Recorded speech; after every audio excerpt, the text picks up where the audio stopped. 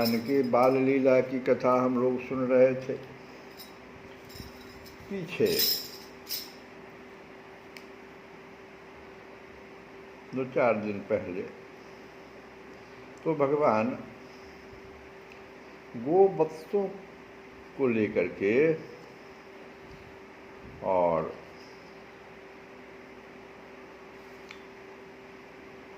उसके साथ गिरी दड़ियों में लेकर के गोवत्सों को घूम रहे हैं। वहाँ तो एक उनको लीला करना है, क्योंकि ब्रह्मा जी को ऐसा लग रहा है कि भगवान जो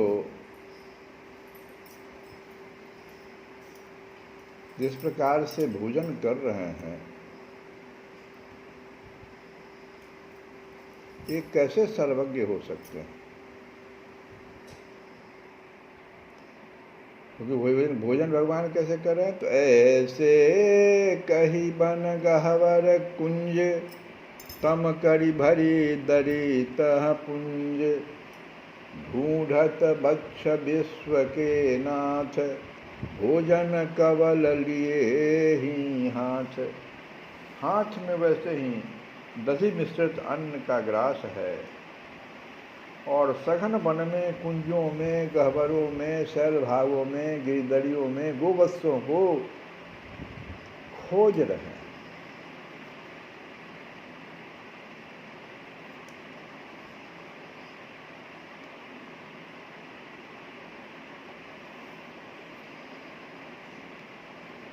अब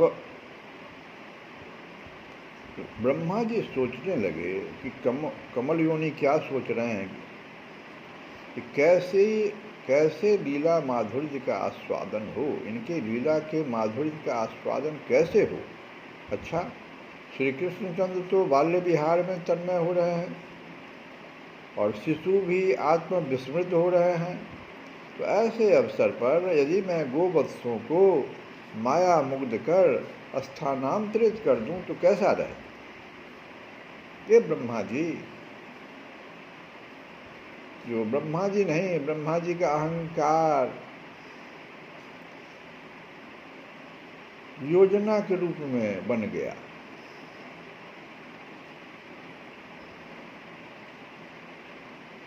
अब देखो, बाल्य लीला रस मत स्वयं भगवान श्री कृष्णचंद्र की उस समय क्या दशा होती है।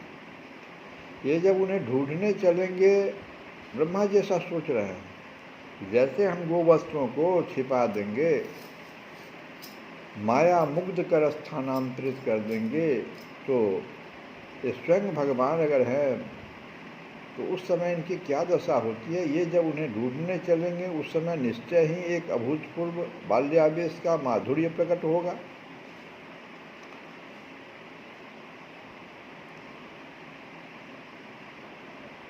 बस यही सब सोच करके, निश्चय करके ब्रह्मा सबसे अलक्षित रहकर ही वहाँ आए नहीं, सबसे दूर रह करके ही वृंदा कानन के उस श्यामल तृण क्षेत्र में अवतरित हो गए और फिर चले उन गोवत्सों को मायाबूझ कर। सबसे पहले इन गोवत्सों को यहाँ से हटा लेना।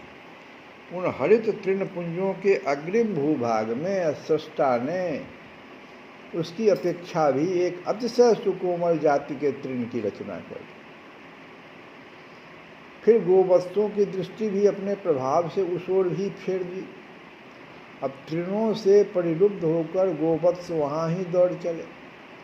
इतने में ही पुनः उससे अग्रिम वनस्थली और भी सुंदर तृणों से लहला उठी। 1-2 ग्रास मुख में लेते न लेते गोवत्सों का ध्यान भी उस ओर चला ही गया और वे क्षणों में ही उस क्षेत्र का अतिक्रमण कर वहीं जा पहुँचे। पर इस हरितिमा की इति हो तब तो आगे और भी सुंदर जाति के सुकोमलतम तृण का मानो अंबार लगा। और जो हो इस प्रकार आगे से आगे सुंदर सुस्वादु तृणों का निर्माण करते हुए उनसे गोवत्सों को लुब्ध करते हुए विधाता ने श्री कृष्णचंद्र की दृष्टि से गोवत्सों को ओझल कर दिया। अब गोवत्स अपने नित्य पालक की अमृत वर्षणी दृष्टि से मानो वंचित हो गए। दूसरे ही क्षण अब ब्रह्मा जी ने क्या किया, दूसरी माया फैली। गोवत्स सुध-बुध खो बैठे एवं उसी दशा में ब्रजमंडल के किसी एकांत गिरि गह्वर में वे सब के सब स्थापित कर दिए गए। ब्रह्मा इतना करके ही शांत हो गए हों, यह बात नहीं। सफलता जो होती है लोभ की जननी होती है। ब्रह्मा जी जब सफल हो गए, जब कम से कम श्री कृष्णचंद्र से इन गोवत्सों को तो हमने अलग कर दिया, तो लोभ इनको बढ़ गया, इसमें तो हम सफल हो गए। अब विधाता के अंतःस्थल में एक और नवीन स्फुरना जागृत हुई, इन गोप शिशुओं को भी माया मुग्ध कर वहीं पहुंचा दूं। तो उन्होंने देख लिया है श्री कृष्णचंद्र को भोजन स्थगित कर गोवत्सों का अन्वेषण करने जा रहे हैं। वहां पर श्री कृष्णचंद्र अभी नहीं है, वो गोवत्सों को ढूंढने चले गए थे। इतना सुंदर अवसर फिर कब मिलेगा। अतिशय त्वरापूर्वक पद्मयोनि यमुना पुलीन पर चले आए। अब गोप शिशुओं ने कुछ भी नहीं देखा, उनके नेत्रों में तो भरे हैं नील सुंदर, उनकी दृष्टि केंद्रित है अपने कन्हैया भैया की ओर। उन्हें केवल मात्र दिख रहा है वह रहा कन्हैया। उस तमाल की छाया में वे भला चतुर्मुख को क्यों देखने लगे।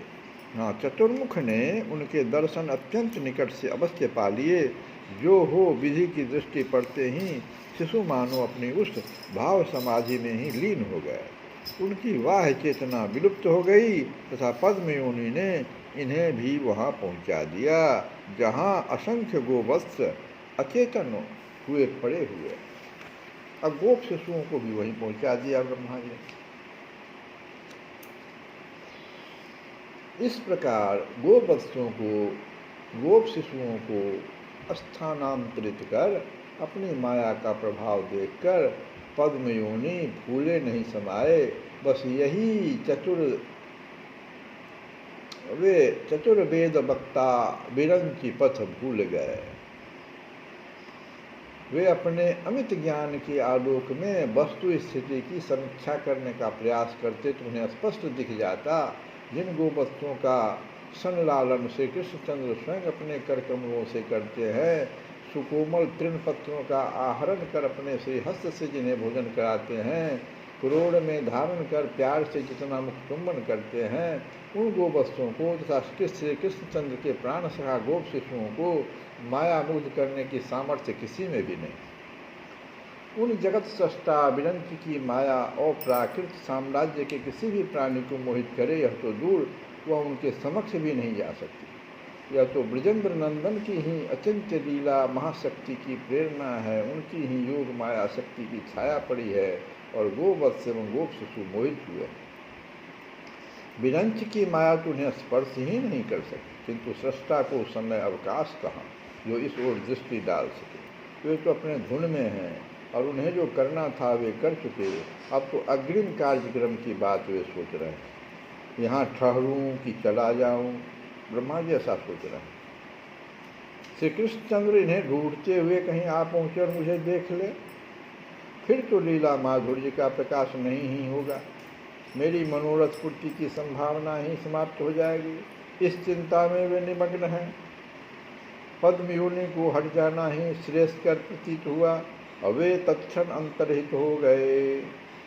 नहीं, श्री कृष्णचंद्र की एक परम मनोहर रहस्यमयी लीला का मंगलाचरण करके मानो नेपथ्य में प्रविष्ट हो गए। अन्य वेशभूषा से सज्जित होकर पुनः मंच पर अभिनय के लिए आने के उद्देश्य से इधर अतिशय प्रयास करने पर भी जब बाल्य लीला बिहारी को गोवत्सों का कोई अनुसंधान प्राप्त नहीं हुआ तब शांत से हुए वे विचार में पड़ गए। वे सोचने लगे, इतने विस्तृत अरण्य में मैं एकाकी उन्हें ढूंढ कर पा लूं यह संभव नहीं दिखता, क्योंकि मैं एक ओर ढूंढने जाता हूं तब तक वे संभवतः दूसरी ओर चले जाते हैं, अन्यथा वे मिल ही जाते। अतः सखाओं की सहायता आवश्यक है। अब दल बनाकर हम लोग उन्हें चारों ओर से ढूंढ कर देखें। यह विचार कर हताश से हुए श्री कृष्णचंद्र पुलीन की ओर लौट पड़े, जिनके संकल्प मात्र से अनंत ब्रह्मांड बनते और विनष्ट होते हैं। विश्व के समस्त ज्ञान के जो मूल उद्गम हैं, वे अखिल ब्रह्मांडपति महामहेश्वर सर्वज्ञ शिरोमणि आज इतना अथक परिश्रम करके भी गोवत्सों का कहीं कोई भी संकेत न पा सके, उनकी गतिविधि के संबंध में कुछ भी न जान सके तथा अब हताश होकर गोप शिशुओं की सहायता पाने की आशा से लौटे आ रहे हैं। बलिहारी है नाथ तुम्हारे इस अप्रतिम बाल्य लीला विहार की, बाल्य रसावेश की। अब कुलीन पर भी विश्वपति को निराश ही लगी। वे वहाँ आ जाते हैं, वहाँ जहाँ अपने सखाओं को भोजन करते हुए छोड़ गए थे, किंतु यहाँ तो अब कोई नहीं, कुछ भी नहीं। आश्चर्य में भरकर श्री कृष्णचंद्र ने सर्वत्र दृष्टि डाली और फिर एक एक का नाम लेकर पुकारने लगे। श्रीदाम, सुबल, देवप्रस्थ, बरूथप, किंकनी, तोक कृष्ण, अंश, भद्रसेन, अर्जुन, बसंत, उज्ज्वल, कोकिल, मधुमंगल, पुष्पांग, भंगुर, भृंगार, संधिक, पल्लव, मंगल आदि बालकों को नील सुंदर ने अतिशय उच्च कंठ से पुकारा और उत्तर में वन्य तरुओं ने, गिरिशृंगों ने प्रतिध्वनि मात्र लौटा दी। किसी भी सखा ने तो कोई उत्तर दिया ही नहीं। और आश्चर्य है उनकी किसी वस्तु का यहाँ कोई चिन्ह तक अवशिष्ट नहीं रहा है।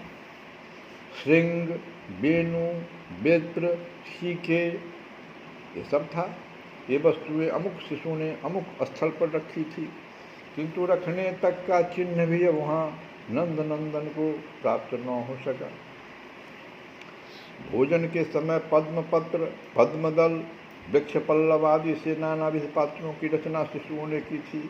फल खाते समय उन सबों ने कदली, जंबीर आदि फलों के छिलके यत्र तत्र बिखेर दिए थे। वे सब वस्तुएं तो साथ ले जाने की थी नहीं, वे तो यहाँ मिलनी चाहिए थी, पर किसी भी वस्तु का एक कण भी वहाँ उपलब्ध न हो सके। पुलीन का अंश निश्चित रूप से वही है। सरोवर, तरुश्रेणी, तपन, तनिया की वह शुभ्र बालुका राशि ज्यों की त्यों वैसी ही दिख रही है। केवल मात्र शिशु नहीं है और उनसे संबद्ध कोई भी वस्तु नहीं रह गई है। श्री कृष्णचंद्र विचार करने लगे, संभव है मुझसे परिहास करने के उद्देश्य से शिशुओं ने सभी वस्तुएं हटा दी, सबके चिन्ह तक पूंछ डाले और यहीं छिपकर मेरी प्रतीक्षा कर रहे हैं। यह विचार आते ही नील सुंदर ने अतिशय विनम्र शब्दों में सखाओं को पुकार कर प्रार्थना आरंभ की। अरे भैयाओ, देखो तो सही, गोवत्सों को ढूंढते ढूंढते मैं कितना शांत हो गया। तुम सबको दया नहीं आती? अरे विशाल, मेरे पैरों में पीड़ा हो रही है, तू आकर दबा दे भैया। भैया रे सुबल, देख मेरे समस्त अंग प्रस्वेद से भर गए हैं, तू आकर अपनी चादर से पोंछ दे। अरे पयोद, चंदन, कुंद, देख तुम सबों का विनोद हो रहा है और मेरा कंठ सूख रहा है, बहुत ही तीव्र प्यास लग रही है। आजा भैया, मुझे जल पिला दे, अब विलंब मत कर। भैया रे मधुमंगल, पुष्पांग, हंस, तू रूठ गया क्या? नहीं भैया, अब मैं कभी अपराध नहीं करूँगा, तू जैसे कहेगा वैसे ही करूँगा। आजा। इस प्रकार कृष्ण करुणा भरी वाणी से नंद नंदन ने न जाने कितनों का आह्वान किया, पर सब व्यर्थ। श्री कृष्णचंद्र का यह विनम्र निवेदन पुलीन के कनकन में गूंज उठता और पुनः नीरवता छा जाती। कदाचित वे सब मुझे ही ढूंढने के उद्देश्य से वन में चले गए हों तो क्या पता, क्योंकि मेरे लौटने में पर्याप्त विलंब जो हो चुका है। अब ऐसे विचार श्री कृष्णचंद्र के मन में आने लगे और उन्होंने पुनः स्वयं भी वन में जाकर उन सबको ढूंढने का निश्चय किया। प्रस्वेद कण भाल पर कपूरों पर झलझल करने लगे हैं। झुरझुर करता हुआ मंद मंथर पवन आया है। नील सुंदर को अपनी सेवा समर्पित करने, प्रस्वेद पूछ देने, पर वे सेवा स्वीकार कर सकें इतना समय उनके पास नहीं। वे तो अब और तनिक भी विलंब न कर पगडंडी के पथ से वन में ही प्रविष्ट हो गए। पहले की भांति चारों ओर कुंजों में गिर परिसर में गह्वर में वे अपने सखाओं को, साथी गोवत्सों को, दोनों को ही पुकार पुकार कर पूछने ढूंढने लग गए।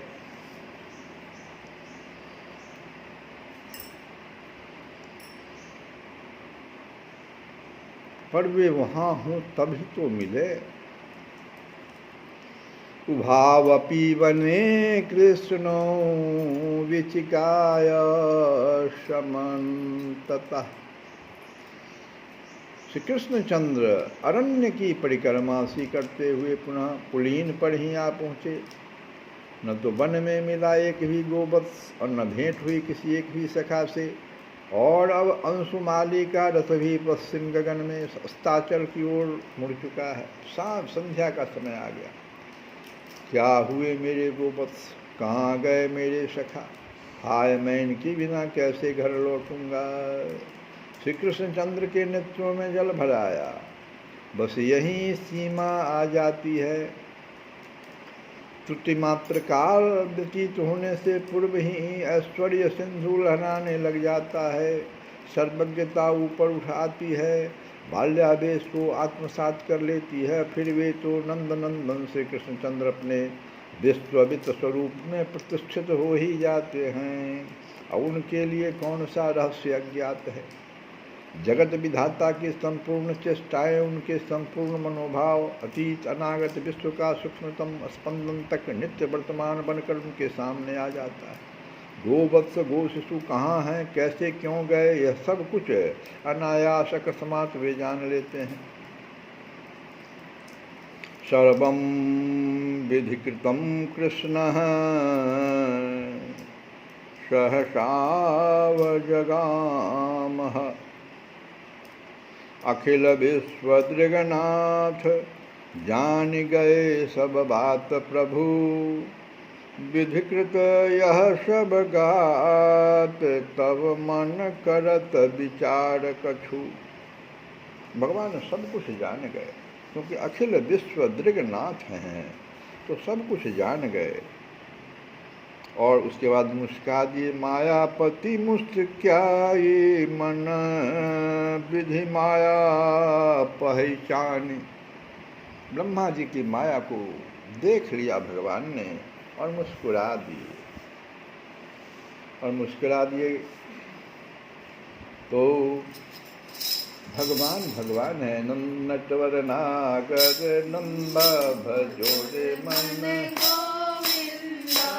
नटवर नागर नंदा भजोरे मन नटवर नागर नंदा भजोरे मन हो। नटवर नागर नंदा भजोरे मन श्याम सुंदर मुख चंदा भजोरे मन ओ। श्याम सुंदर मुख चंदा भजोरे मन।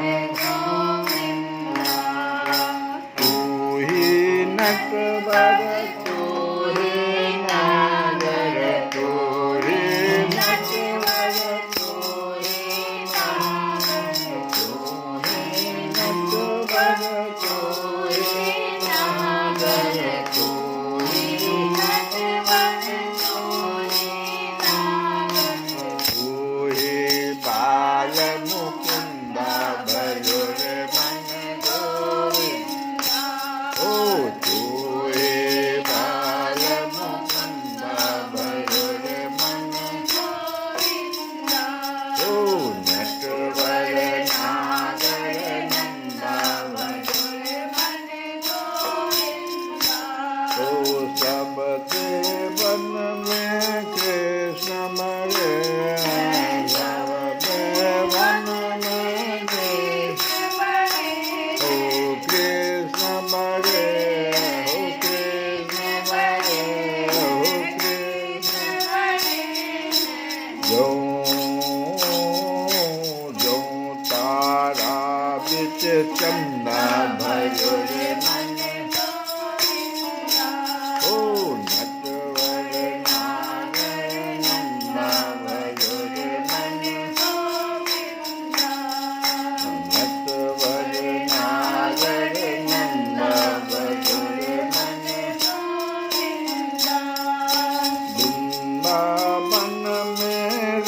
रास रचायो वृंदावन में रास रचायो वृंदावन में रास रचायो रास रचायो रास रचायो नाचत बाल मुकुंदा भजोर मन गोविंदा ओ नाचत बाल मुकुंदा भजोर मन गोविंदा ओ नटवर नागर नंदा भजोर मन गोविंदा नटवर नागर नंदा भजोर मन गोविंदा ओ मीरा के प्रभु गिरधर नागर मीरा के प्रभु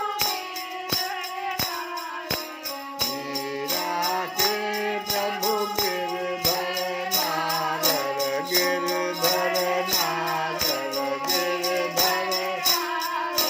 काटो जम के फंदा